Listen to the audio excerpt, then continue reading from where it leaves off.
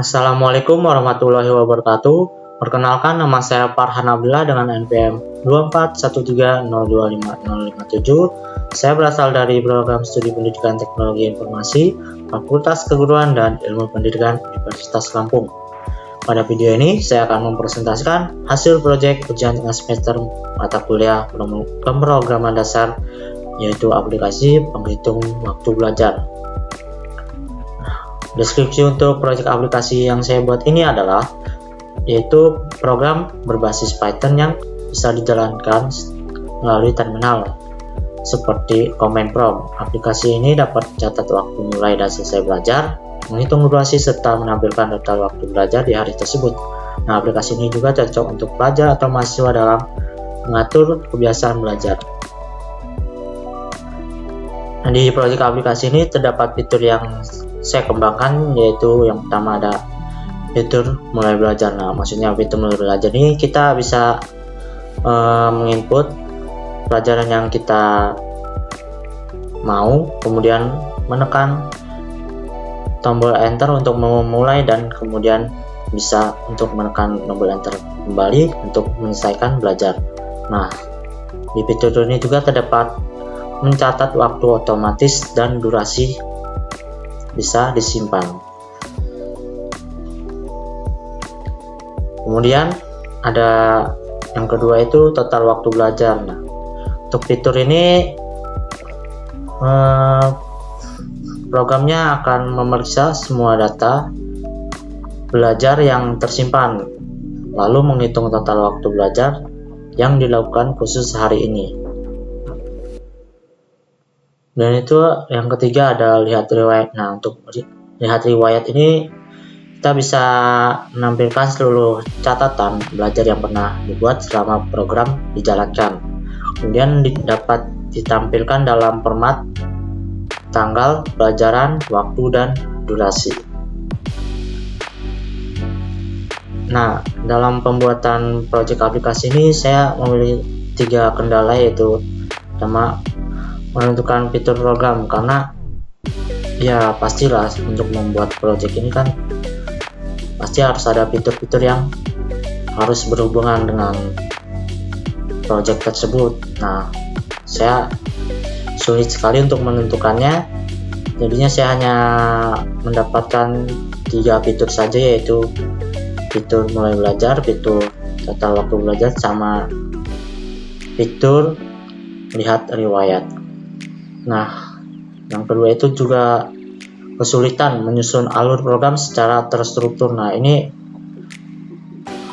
juga susah sekali kendalanya, karena setelah menentukan fitur ini kita pasti bakal bingung mau urutannya itu dari mana dulu untuk strukturnya. Jadi saya melakukan secara berulang-ulang mana yang cocok untuk proyek tersebut. Nah, kemudian yang ketiga menggunakan fungsi dan variabel dengan tepat. Nah, ini saya selalu menaruh fungsi dan variabelnya itu tidak tepat, jadi hasilnya itu selalu error gitu. Jadi saya terus mencoba-coba sampai berhasil dan sesuai dengan project yang saya buat. Oke, selanjutnya kita akan ke demo program yang sudah saya buat itu. Oke, jadi ini adalah kode program project aplikasi penghitung waktu belajar yang sudah saya buat. Sini saya akan menampilkan bagaimana program tersebut berjalan. Oke, kita langsung berangkat. Oke, jadi penampilannya itu yang seperti ini ya. Ada judul aplikasinya itu penghitung waktu belajar, kemudian ada 4 menu. Yang pertama mulai belajar, yang kedua lihat total waktu belajar hari ini, yang ketiga lihat riwayat belajar, yang keempat keluar dari aplikasi. Oke, kita beri yang pertama untuk mulai menghitung waktu belajar kita. Dan di sini terdapat untuk menginput nama pelajaran yang sedang kita pelajari ini ya. Misalnya PKN.